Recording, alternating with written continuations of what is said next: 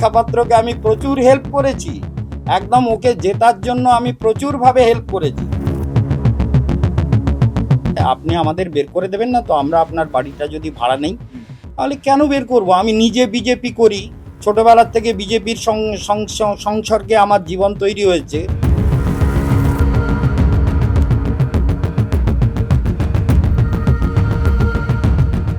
একটা হলো জমিটা বাড়িটা হয় কিনে নাও, নাহলে বাড়িটা ছেড়ে দাও, না হলে ভাড়ার টাকাটা নিয়মিত দিয়ে যাও।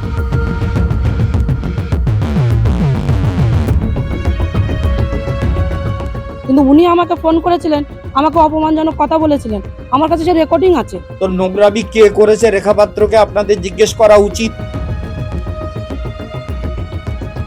100 মূর্খ নিয়ে আমি স্বর্গেও যেতে চাই না, আর একজন পণ্ডিতকে নিয়ে যদি নরকে যেতে হয় তাও যাওয়া ভালো।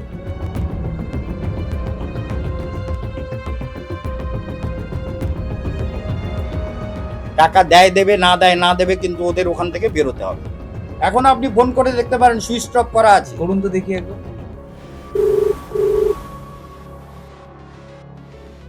রিং হচ্ছে, ফোন ধরছে না।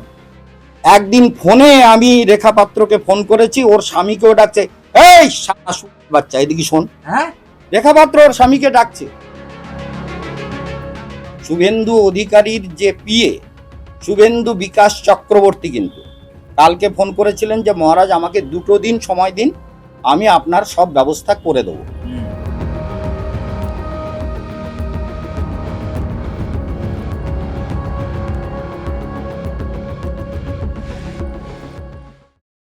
আমাদের সঙ্গে যিনি রয়েছেন এখন, তার নাম হচ্ছে স্বামী কেশবানন্দ মহারাজ, এবং উনি খবরের শিরোনামে রয়েছেন।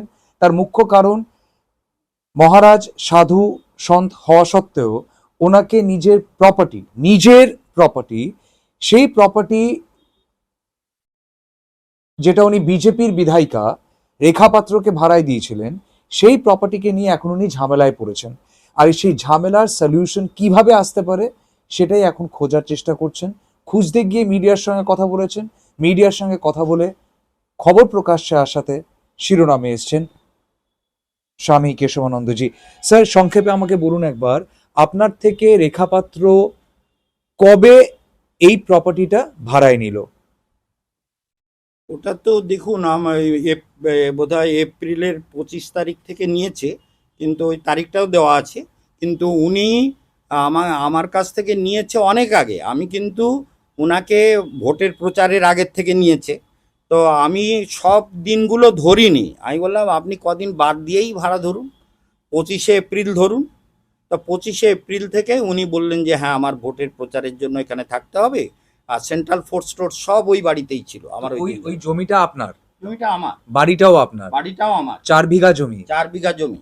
আচ্ছা, আর আপনার নামে? আমার নামে। ব্যক্তিগত স্তরে, কোনো ট্রাস্ট ফাস্ট নয়? না, আপনার নামে? আমার নামে। আপনার কাছে কাগজ আছে প্রমাণ করবো সেটা হ্যাঁ, আপনার নামে? এই তো আমার নামে যে কাগজ আছে, এই যে এই দেখুন, এই সব আচ্ছা, এটা লেখা হচ্ছে রয়েছে। দলিল? হ্যাঁ, এই যে কোন সালে কিনেছেন? এই যে দেখুন, কেশবানন্দ, এই যে আপনি? হ্যাঁ। আর আচ্ছা। এই এটা হচ্ছে আপনার তপন মণ্ডল বোধহয়, আর এটা বীরেন মণ্ডল। আচ্ছা, এই 2011 দুজনের কাছে। সালে কিনেছেন? হ্যাঁ, 2011 সালে কেশবানন্দ মহারাজজি নিজের নামে রেজিস্ট্রেশন করিয়েছেন। এটা হচ্ছে তার দলিলের কাগজ। আচ্ছা, তারপর এটার আপনি ট্যাক্স দেন জমিটার? হ্যাঁ, সব আচ্ছা, সব এক second, এটা হচ্ছে ট্যাক্সের কাগজ? ট্যাক্সের রসিদ। হ্যাঁ, এটা হচ্ছে ট্যাক্সের কাগজ, ট্যাক্সের রসিদ। আচ্ছা, এবার এই জমিটা আপনি 2011 থেকে নিয়ে আপনার কাছে রেখেছেন? হুম। আচ্ছা, এবার এটা হচ্ছে গভর্নমেন্ট অফ ওয়েস্ট বেঙ্গলের কনভার্সন সার্টিফিকেট ওনার হ্যাঁ। নামে? হ্যাঁ, ওই জমিটাকে আমাকে হাইল্যান্ড করতে হয়েছে। হাইল্যান্ড করতে সেই হয়েছে? হাইল্যান্ডের সার্টিফিকেটও আমাদের কাছে রয়েছে। আচ্ছা, এবার আমায় বলুন, এই জমিটা 2011 থেকে আপনার কাছে রয়েছে, হুম। তার মধ্যে কি আপনি থাকতেন? না, আপনি থাকতেন না? আমি ওখানে পার্মানেন্টলি কোনোদিনই ওই বাড়ি তৈরির সময়ও ছিলাম না। আচ্ছা, আপনি তৈরি করে রেখে দিয়েছেন? বাড়িটা তৈরি করেছে আমার ছোট ভাই। কিন্তু বিল্ডিংটা বানাবার খরচা কে করলো? আপনি করেছেন? আমি। এবং তাহলে জমি আপনার, বিল্ডিংটা যেটা বানিয়েছেন আপনি বানিয়েছেন? আমি বানিয়েছি, মানে আমার লোক দিয়ে বানিয়েছি। ওটা কি আশ্রম বানাতেন? না, ওটা আমার ইচ্ছে ছিল যে এখানে একটা গেস্ট হাউস মতো যদি হয় তাহলে লোকেদের অনেক উপকার হবে সুন্দরবনে যাওয়ার জন্য। এবার আমাকে বলুন, আপনার থেকে রেখাপাত্র জমিটা চাইতে এসেছিল, ঘরটা চাইতে এসেছিল, না অন্য কেউ এসেছিল? আমার যে সেক্রেটারি তাদের মাধ্যমে কথা হয়েছে, তখন বলে যে আমাদেরকে আপনার বাড়িটা দেবেন, আমাদেরকে আবার তাড়িয়ে দেবেন না। তো ঘটনাটা এরকম হয়েছিল, কারণ কি ওদের কেউ ঘর দিতে চাইছে না, যেহেতু তৃণমূলের প্রভাব বিরাটভাবে প্রভাব ওখানে। আগে ওই তৃণমূলের লোককে বলে আগে আমাদের একবার বের করে দিয়েছিল, ওখানে একজনের বাড়ি ভাড়া নিয়েছিল বিজেপির তরফ থেকে, সেই বাড়ির নাম বলবো না আমি, তা কিন্তু ওই বাড়ির থেকে বের করে দিয়েছিল। আচ্ছা। তো সেই জন্য তারা কেউ দেবে না, কেন আমাকে বলে যে আপনি আমাদের বের করে দেবেন না, তো ফোনে বলে যে আপনি আমাদের বের করে দেবেন না, তো আমরা আপনার বাড়িটা যদি ভাড়া নেই। তাহলে কেন বের করব, আমি নিজে বিজেপি করি, ছোটবেলার থেকে বিজেপির সংসর্গে আমার জীবন তৈরি হয়েছে। ওখানে যখন দেবেশ বর্মন বলে একজন ওখানে ব্লক সভাপতি ছিল, তাকে আমি বলেছিলাম যে আপনি বিজেপিতে কেন আসছেন না। আমি ওখানে বিজেপি করে দিয়েছিলাম বহু লোককে, আমার মেজো ভাইটাই ছোট ভাইটাই সব বিজেপি করিয়ে দিয়েছে। আপনি শুধু বিজেপি করেন না আরএসএস এর সঙ্গেও যুক্ত আছেন? আরএসএস এর সঙ্গে, বিশ্ব হিন্দু পরিষদের সঙ্গে, বৃন্দাবনে যারা আছে আচ্ছা। তাদের সঙ্গেও আমার যোগ আছে। আচ্ছা। আর যেহেতু বিজেপি আমার ফেভারিট পার্টি, সেই হিসেবে আমি তাকে যথেষ্ট সম্মান করি। শুভেন্দু বাবুকে আমি জানি আমাদের প্রাণের লোক, অতি ভালো লোক, তাকেও আমি প্রচুর সম্মান করি। এবং বৈষ্ণব পরিবারের লোক, উনার পূর্বপুরুষ কেউ চৈতন্য মহাপ্রভুর সঙ্গে পুরী ধামে গিয়েছিলেন, চৈতন্যদেবের সঙ্গে, একদম উনার পূর্বপুরুষের একজন। সেই জন্য উনাকে আমি সেই হিসেবে প্রচুর সম্মান করি। আর সেই জন্যই আমি গেছিলাম যে শুভেন্দু বাবুর কাছে গেলেই আমার সুরাহাটা হয়ে যাবে। আমি কালকে মানে সাংবাদিকদের বলেছি, যদি শুভেন্দু বাবুর নজরে একবার যেত যে কেশবানন্দ বন মহারাজ এই ব্যাপারে এসছেন, তাহলে উনি সমাধান করে দিতেন, কিন্তু উনার নজরে এখনো বোধহয় পৌঁছায়নি। সেই জন্য আজকের আমার এই মানে ভোগান্তিটা হচ্ছে আর কি। কালকে ভোগান্তি দিচ্ছ সে বিজেপি। হ্যাঁ, তো ভোগান্তি দিচ্ছে সেই বিজেপি। চিন্তা করুন, ওই রেখাপাত্রকে আমি প্রচুর হেল্প করেছি, একদম ওকে জেতার জন্য আমি প্রচুরভাবে হেল্প করেছি, এবং আমার চেষ্টার কোনো ত্রুটি ছিল না। সারা গ্রামকে বলেছি যে একদম আমার যত ভাইপো ভাইঝি, আমার আত্মীয় স্বজন, কাকার ছেলে মেয়ে ইত্যাদি যারা আছে, আমি সবাইকে বলেছি বিজেপিকে ভোট দেবে, মানে রেখাপাত্রকে ভোট দেবে, রেখাপাত্রকে। আমি এটা তারপর ওই রেখাপাত্রর সঙ্গে এগ্রিমেন্টটা হয়েছিল না বিজেপির সাথে এগ্রিমেন্ট হয়েছিল আপনার? বিজেপির লোকেরাই এগ্রিমেন্ট করেছিল, বিজেপির লোকেরাই। এটা হচ্ছে সে এগ্রিমেন্টের কপি, হ্যাঁ, যেটা 25শে মার্চ 2026-এ হয়েছে। আর এগ্রিমেন্ট হয়েছে ভক্তি যোগাশ্রম ট্রাস্ট, যার সভাপতি হচ্ছেন স্বামী কেশবানন্দ বন মহারাজ, এবং এগ্রিমেন্টের অন্য পার্টি হচ্ছে ভারতীয় জনতা পার্টি, হিঙ্গলগঞ্জ 1 নম্বর মণ্ডল সভাপতি হেমন্ত মণ্ডল, পিতা রামপদ মণ্ডল।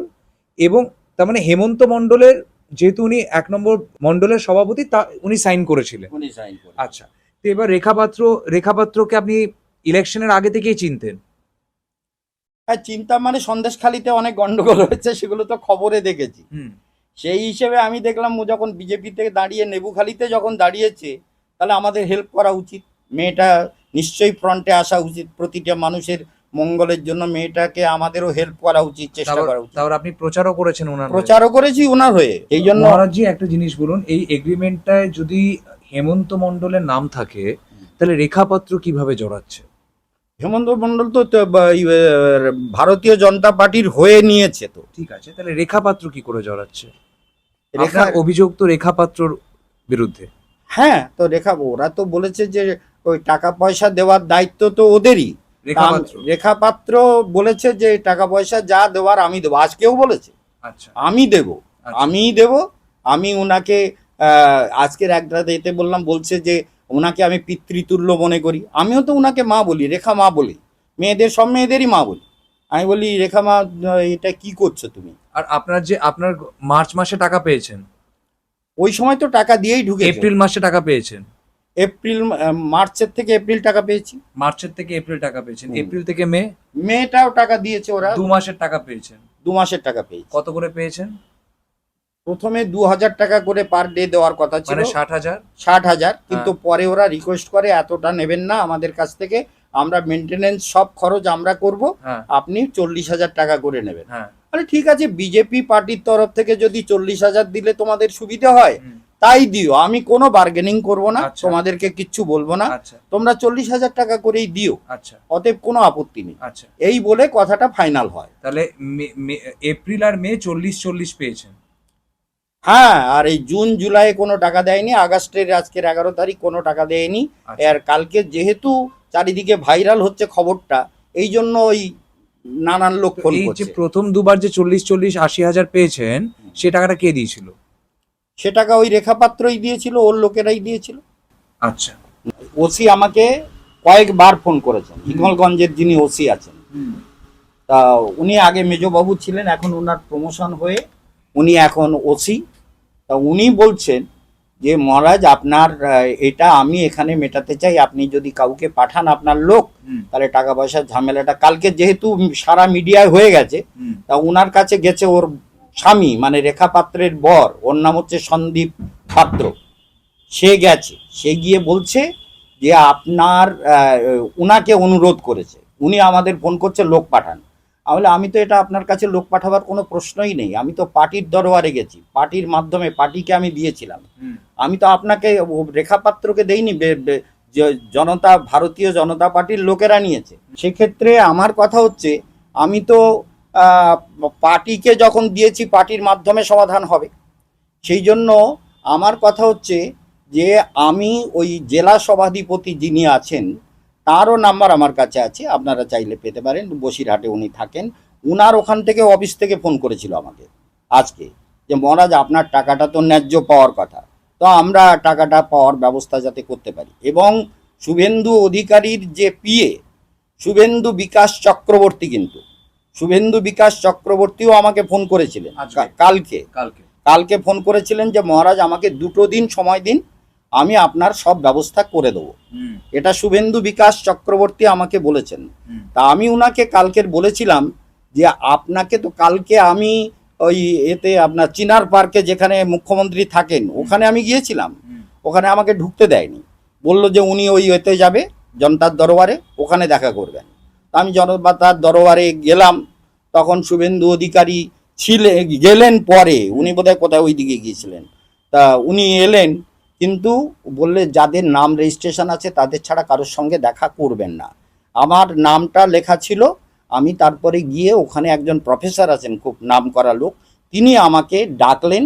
তবে ওখানে একটা লোক আমাকে একটু উল্টোপাল্টা কথা বলছিল প্রথমে যখন ওই পার্টি অফিসে জনতার দরবারে, সে আমাকে বলছে, আমি বললাম দেখুন আমার ওই এটা এখনো তো, আমি তো 27 তারিখে গিয়েছিলাম, 27 তারিখের একটা চিঠি আছে দেখুন, জনতার দরবারে গিয়েছিলাম, তো 27 তারিখে এসেছিলাম, তখন তো ওই লোকটা আপনার, ওর নাম হচ্ছে শিবশঙ্কর বসু, ওনার সঙ্গে কথা হয়েছিল, উনি বললেন আমি এই চিঠি সব সেক্রেটারি সবার কাছে দিয়ে দেবো যাতে আপনার এটার সুরাহা হয়। 27 তারিখে গিয়েছিলাম, তখন কিন্তু করেননি। তারপরে আমি আবার কালকের গেছি, মানে 15 দিন পরে, মানে ওই সোমবার এই সোমবার, মাঝখানে একটা সোমবার গেছে। তা আমি কালকের গিয়ে যে লোকটা ওই মানে উনি দেখি ঢুকছেন, ওনার সঙ্গে আমার কথা হলো যে আপনার সঙ্গে তো কথা হয়েছে, উনি ঢুকছেন তখন অফিসে, আমাকে তো ঢুকতে দিচ্ছে না। উনি বলছেন আপনি কি গেস্ট হাউসের, ঠিক এই শব্দটা মনে রাখবেন, উনি বলছেন আপনি কি গেস্ট হাউসের ব্যবসা করেন? তাহলে আপনি এই কথা জিজ্ঞেস করছেন, আপনি ব্যবসা করবেন আমার সঙ্গে পার্টনারশিপে নাকি আপনি করবেন? জানেন আমি কে? আমাকে চেনেন আপনি? সারা ভারতবর্ষ আমাকে চেনে। হয় আপনি শুভেন্দু বাবুর সঙ্গে দেখা করতে পেরেছিলেন? শুভেন্দু বাবু দেখা করেননি, কারণ উনি রেজিস্ট্রেশন যাদের ছিল আগের থেকে তাদের সঙ্গেই দেখা করে চলে এসছেন। আপনার নাম রেজিস্টার ছিল না? আমার নাম লেখা ছিল কিন্তু রেজিস্টার হয়নি। কে ওই রাত্রিতে কিন্তু ওই ফোন করেছিল শুভেন্দু বিকাশ চক্রবর্তী, ওনার পিএ। উনি বললেন যে আপনার ব্যবস্থা 2 দিন আমাকে টাইম দিন, আমি দেখে নিচ্ছি। তারপরে আপনার কাছে হিঙ্গলগঞ্জ থানার ওসি আজকে দুপুরবেলা কয়েকবার ফোন করেছে, আর আপনি না করে দিয়েছেন। আমি বললাম না, আপনার মাধ্যমে তো আমি কোনো ফয়সালা করব না, আমি তো পার্টির মাধ্যমে ফয়সালা করব, পার্টি ডিসিশন নেবে, পার্টির সঙ্গে আমার এগ্রিমেন্ট। তা আপনার ওখানে আমার লোক পাঠাবো কেন? আমি পুলিশের কাছে কোনো কমপ্লেন করেছি? না কোনো পুলিশের কাছে কোনো কমপ্লেন করি। আপনার এগেইনস্টে পুলিশের কাছে কোনো কমপ্লেন হয়ে গেছে?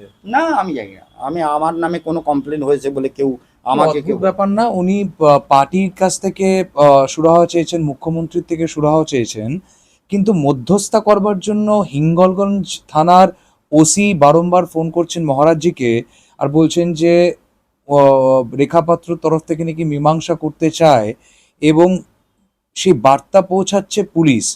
আর উনি তখন বলছেন, মহারাজজি বলছেন যে আমি তো পার্টির সঙ্গে সমঝোতা করব, তার মধ্যে পুলিশ কি করে আসতে পারে? আহ, আমার মনে হয় পার্টি আর পুলিশের তো একটা ডিফারেন্স থাকা উচিত। যদি উনি এটা বলছেন যেটা সেটা সত্যি হয়, তাহলে পুলিশ কোন অধিকারে এবং কি ভূমিকায় প্রবেশ করবার চেষ্টা করলো এই পুরো সিচুয়েশনে, যখন পুলিশের কাছে লিখিত কোনো কমপ্লেন না রেখাপাত্র না মহারাজের থেকে গেছে, তাহলে কোন অধিকারে কি ক্যাপাসিটিতে তারা ঢোকার চেষ্টা করলেন এই প্রপার্টি রিলেটেড ডিসপিউটকে সলভ করবার জন্য? আর আমি ভারতীয় জনতা পার্টির তপন শিকদারের সঙ্গে আমার সম্পর্ক ছিল, যিনি বিজেপির প্রেসিডেন্ট ছিলেন তখন। তার সঙ্গে আমি অনেক জায়গায় বক্তৃতাও দিয়েছি। তার মুরলী মনোহর লেনে উনার অফিসে গিয়ে উনার সঙ্গে কথা বলেছি এবং উনার সঙ্গে প্রচুর সম্পর্ক ছিল।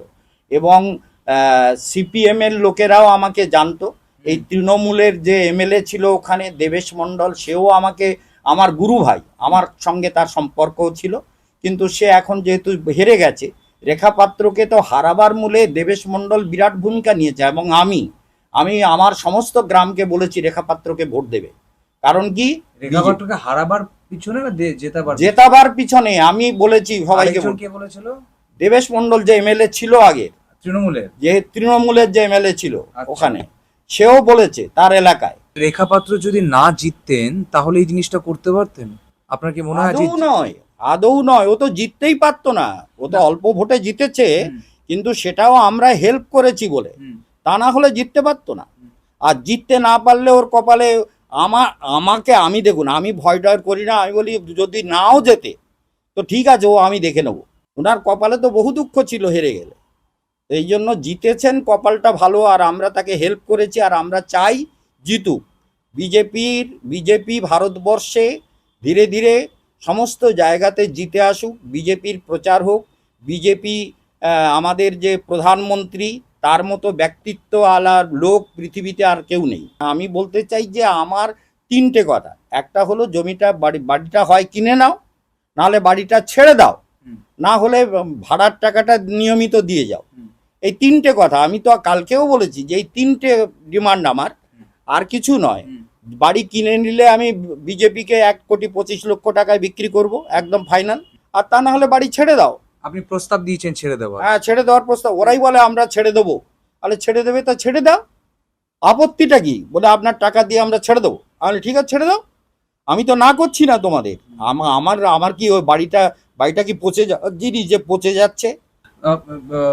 মহারাজজি একটা জিনিস বলুন, এই যে এখন অনেকে আপনাকে নিয়ে অনেকগুলো কথা বলছে এখন, তো নোংরামি কে করেছে রেখাপাত্রকে আপনাদের জিজ্ঞেস করা উচিত যে ম্যাডাম কে নোংরামি। আপনি এখনই ফোন করে জিজ্ঞেস করুন যে আমরা তো স্বামীজির এখানে এসছি, তো নোংরামিটা কে, স্বামীজি ওখানে থেকে নোংরামি করেছে না স্বামীজির কোনো লোক থেকে নোংরামি করেছে?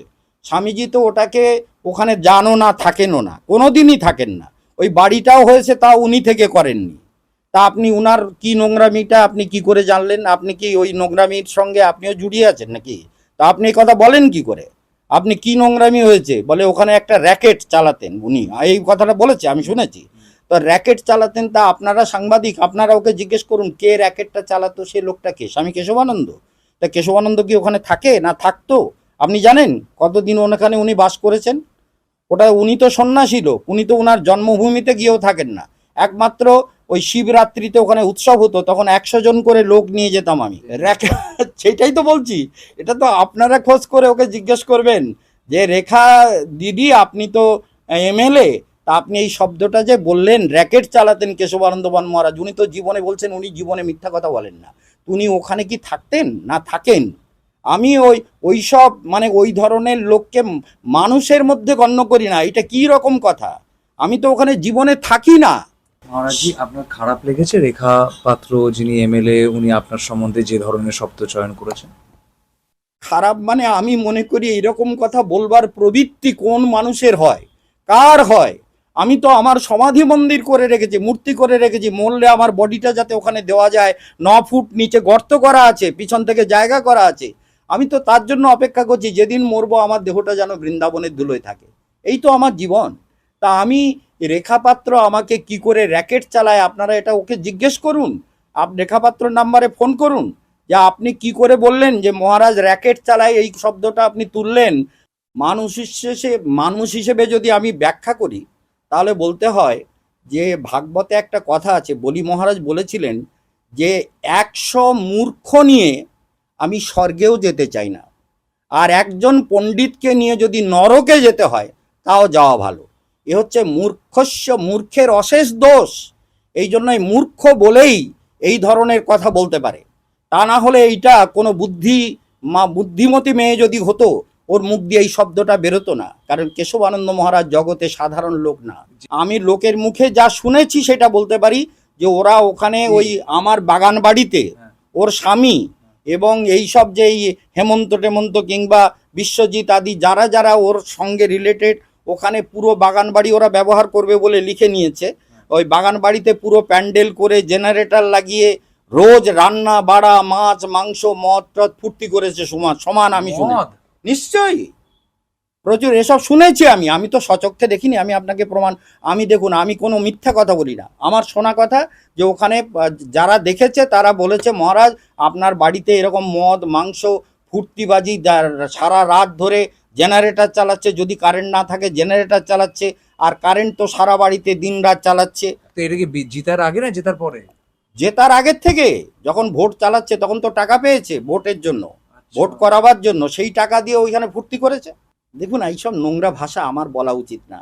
একদিন ওই রেখা পাত্রের সঙ্গে ওর স্বামীর দিনরাত ঝগড়া হয়, এটা সমস্ত আমার ওখানকার লোকেদের কথা, আমি তো দেখিনি ঝগড়া করতে, আমি কি করে বলবো? কিন্তু এটা সত্য কথা।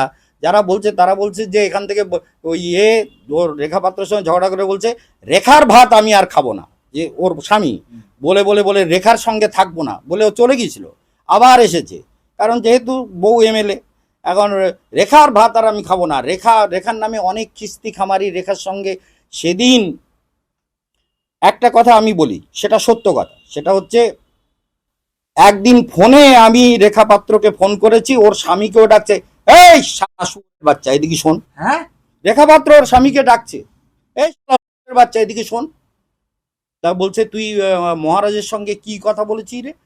ওই শব্দটা আমি শুনে লাইনটা কেটে দিলাম। এটা রেখা পাত্রের মুখের কথা, আমি ফোনে শুনেছি একদম ডাইরেক্ট, আমি বলছি। আপনি লাইনে রয়েছেন? আমি লাইনে রয়েছি, ওই বলে ডাকছে। আমি বলি কাকে কি বলছো? বলছে ওই আমার বরকে ডাকছি, আপনার ভাইকে। মানে ও বলছে ওটা আমার ভাই। আর ওর স্বামী মদ খেয়ে সারা দুনিয়ায় ঘুরে বেড়ায়, ওই নেবুখালি স্ট্যান্ড ফ্যান্ডে সব জায়গায় ফুর্তি করে বেড়ায়, নোংরামির অ্যাক্সেস। আর আমার লোক গেলেও দেখা করে না, করে না না আমার লোক গেলেও দেখা করে না। ওর স্বামী ফোন ধরে না, ও সুইচ অফ করে রাখে। এখন আপনি ফোন করে দেখতে পারেন সুইচ অফ করা আছে। করুন তো দেখি একবার।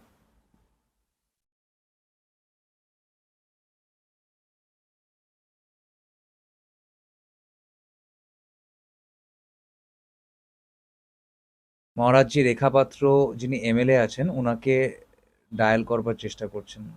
আরই কে এসে, হ্যাঁ এসে গেছে। লাউড স্পিকারে দিন। এই তো রিং হচ্ছে। হ্যাঁ, বন্ধ থাকে প্রায়, কালকেও দেখুন বন্ধ ধরে- ছিল। দেখুন ধরে কিনা। বলবেন না আমি আছি, আপনি আপনার কথা বলবেন।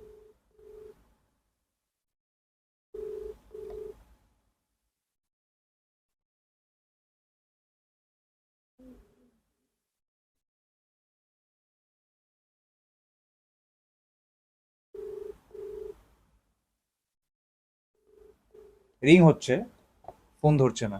কালকের বিডিও অফিসে গেছে তখন। হ্যালো হ্যালো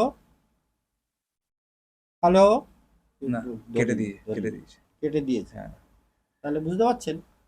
আহ, আবার একবার করবো? না, ছেড়ে দিন। ছেড়ে দিন।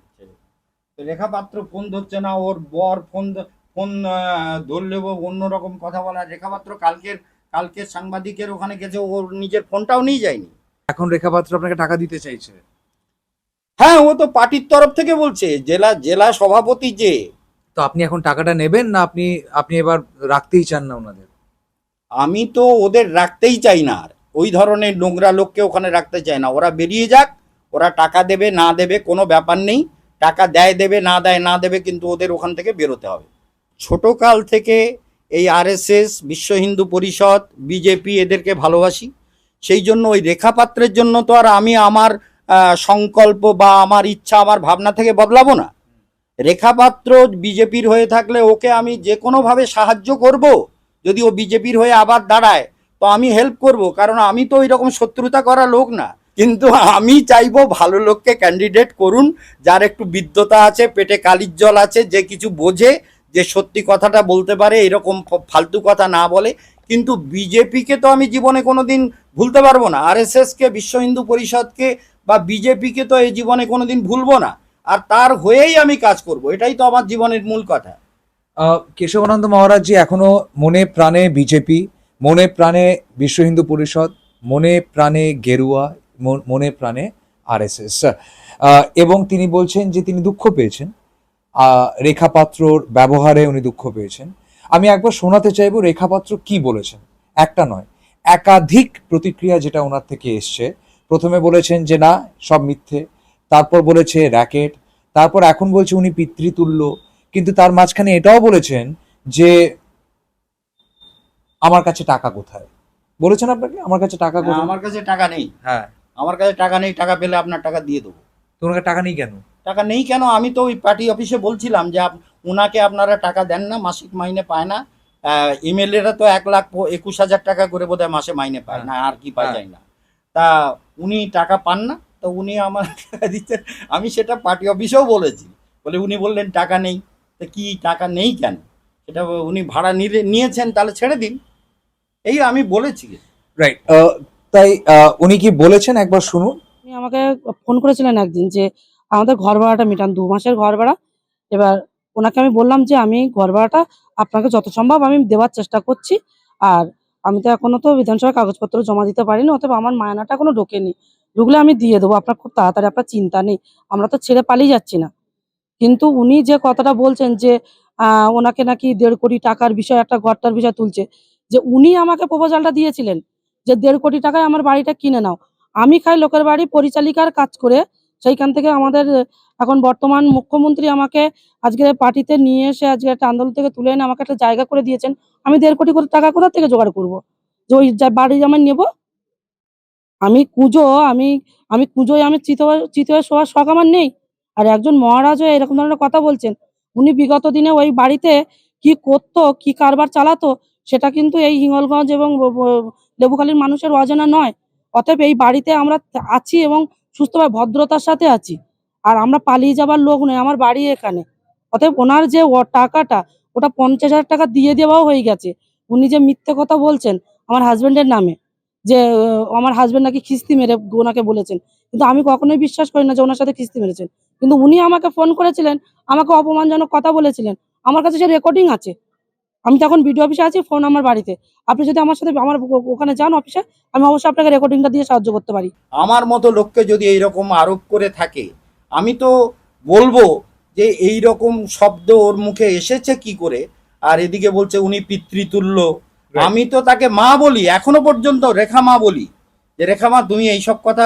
আমাকে একদিন বলছে আমি নোংরা রাজনীতি করি না, আমার সঙ্গে কথা বলতে বলতে। তাহলে মা, নোংরা রাজনীতির কথা কোথার থেকে এলো? তুমি নোংরা রাজনীতি করো না মানে আমি কি রাজনীতি নোংরা করো বা নোংরার ব্যাপার আমি কোনো কথা বলেছি? তা তুমি এই নোংরা রাজনীতি করি না কথাটা আমাকে শোনালে কি করে ফোনে? আজকে মহারাজজি ভবিষ্যৎবাণী করেন মানুষের, দেশের, জগতের, সবার। উনি এটাও বলছেন যে